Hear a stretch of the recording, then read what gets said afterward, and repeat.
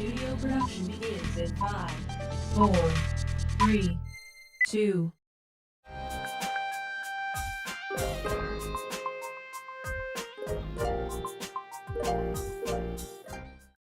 Welcome to Community Foundation Spotlight, where we're focusing on connecting people who care to causes that matter. And we're doing that right now with Catherine Jones with Bay Area Center for Independent Living. Welcome.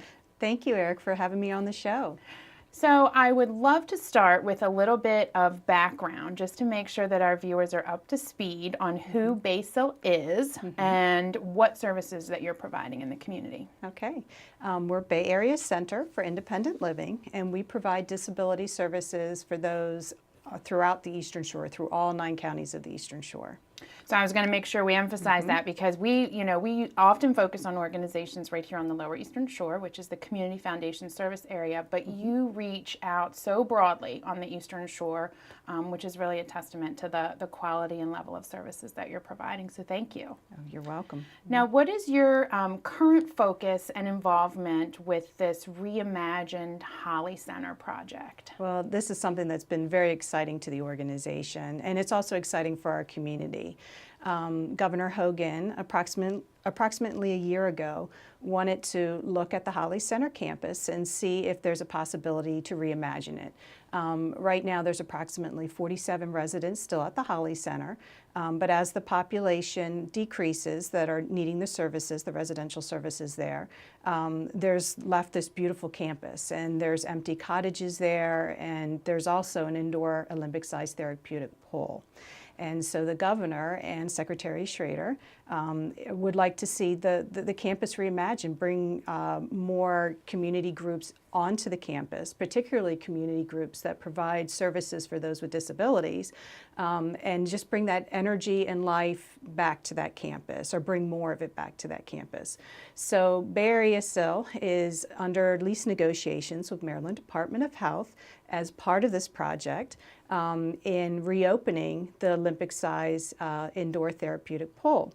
So the goal is by fall of 2018 that we'll have this pool open, not just for individuals with disabilities, but also their families, because we know the caretakers also need the support. The siblings also need the support. In addition to that, we will be occupying classroom space, and we will be providing more youth transition services on campus to help those with disabilities transition from being a youth into adulthood. So that's between the ages of 14 and 21. And as we all know, it's really difficult as a parent of children that are teenagers, that when they turn 18, 19, it's hard. What's next? Should it be post-secondary education? Should it be a vocational trade? Should we be actively searching for jobs? Well, imagine that being compounded if you're an individual with a disability. And you're a parent as well, wondering, is it okay that my child go out and find a job? What opportunities are there in post-secondary education for them? What funding opportunities as well?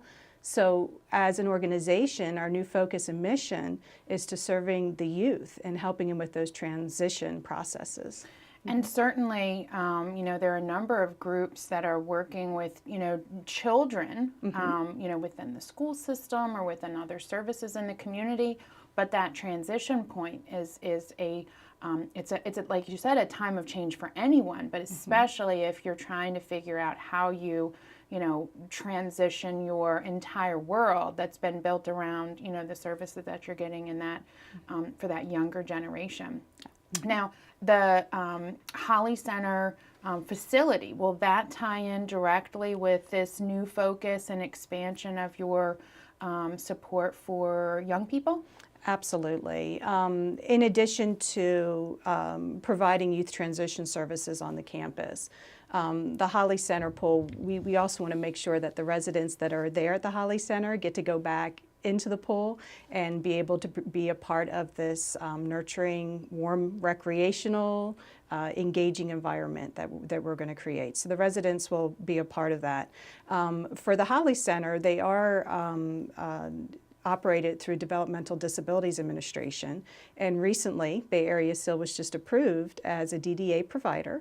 So we'll be a part of what's called the Family and Community Supports Waiver, which is something new. Okay. So Bay Area SIL will be helping families all the way from birth, help navigate the processes of transition for their child, be it that they're transitioning from an infants and toddlers program into preschool, from preschool to grade school to middle and high school, all the way throughout the entire, really the trajectory of life from birth onwards. That entire continuum. Correct. And I've sort of come up with the term to almost be family navigators, that we start with the families when the child is young and then go through the entire processes as they age and transition through all the different stages in our lifetime. And I'm imagining if viewers are seeing this and hopefully not, but potentially hearing about these services for the first time, especially knowing now that your focus is really to sort of wrap around the entire family, provide these comprehensive sort of lifetime paths, how do they connect with you? How they connect with me personally or Bay Area SIL? Well, either or, but what is the best entry point for someone who might see this and go, this would be, life-changing for either my family or a family that I know, and I need to make sure that they're aware of BASIL and how to, get plugged in. Okay, that's a great question. And part of the processes and part of the difficulties parents experience is, where do we begin? And then, where do I go along this path? So for our parents, just to initially just give us a call and we'll help with that direction. Parents may not be aware that their child could be eligible for something that's called PREETS, Pre-Employment Transition Services, through the Department of Rehabilitation Services. They might not be aware that there are one-on-one personalized services for their child from 14 to 21 through Department of Rehabilitation Services. They might not be aware of the new Family Supports Waiver that is being offered through DDA. So we would encourage them to apply to become a participant through DDA and/or through DOORS, in addition to a whole host of other community resources.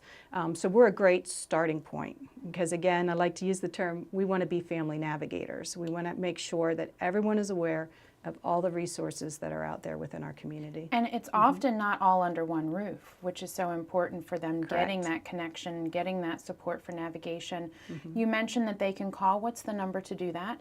To call our organization, that would be 443-260-0822. And you just need to let them know you just need help, the age of the person that you're providing for, and/or if you're calling for yourself, what specifically you're looking for. If it's for advocacy, is it for housing supports, is it for transportation, is it that you need help with transition throughout the public school experience, or transition in post-secondary education, and/or one of the increases that we're seeing in requests are for vocational services.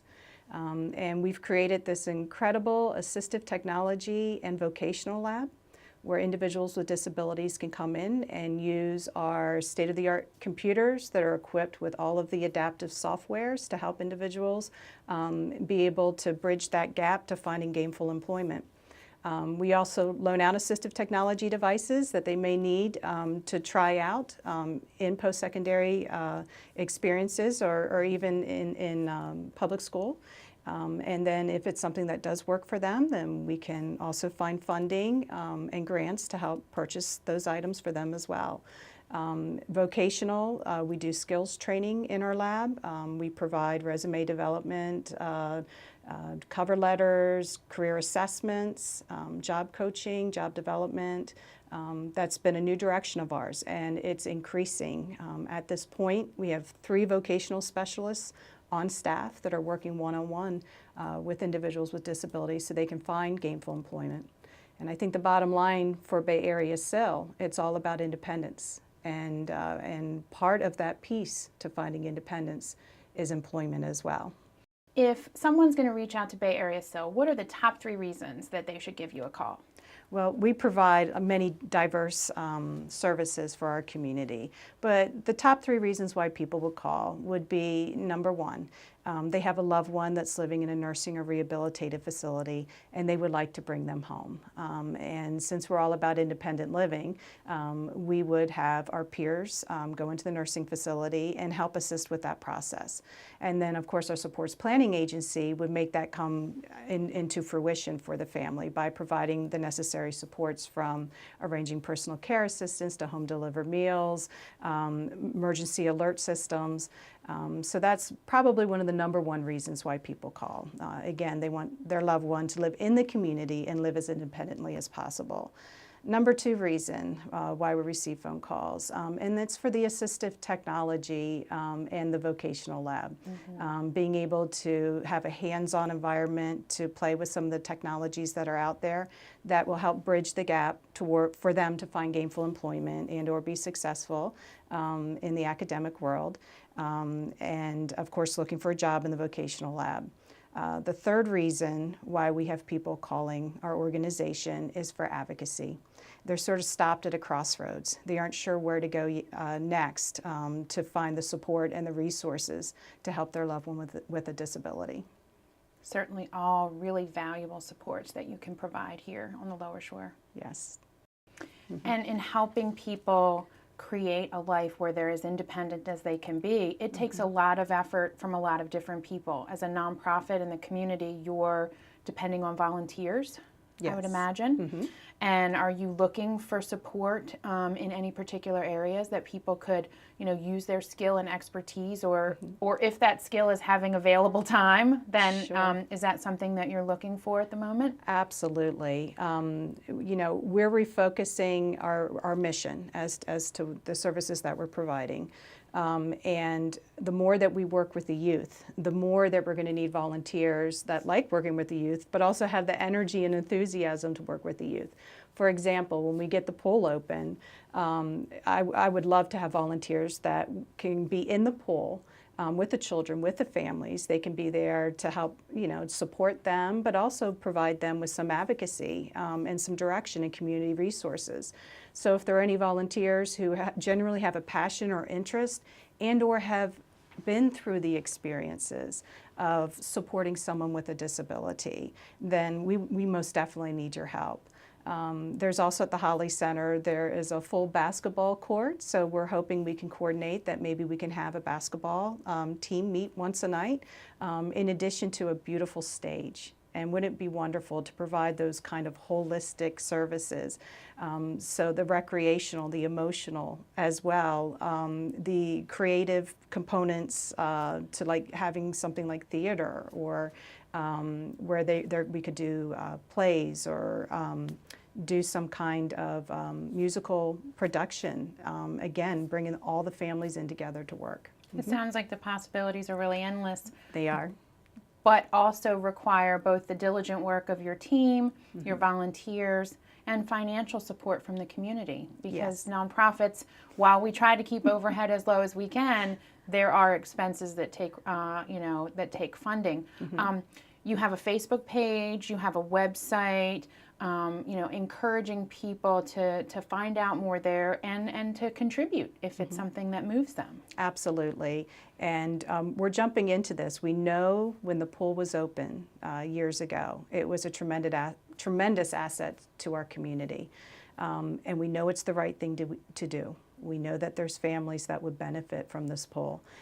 So we're going on faith that we can make this sustainable, but it's through our community's help and financial assistance that we're going to be able to make this dream come true for our community. Wonderful. So, yes. Thank you so much for sharing your time and sharing your vision for the new facility and the mission of Bay Area SIL. I appreciate it. Thank you, Erica. We've been joined today by Dr. Catherine Jones with the Bay Area Center for Independent Living. Thank you for watching Community Foundation Spotlight. I'm Erica Joseph, and we'll see you next time.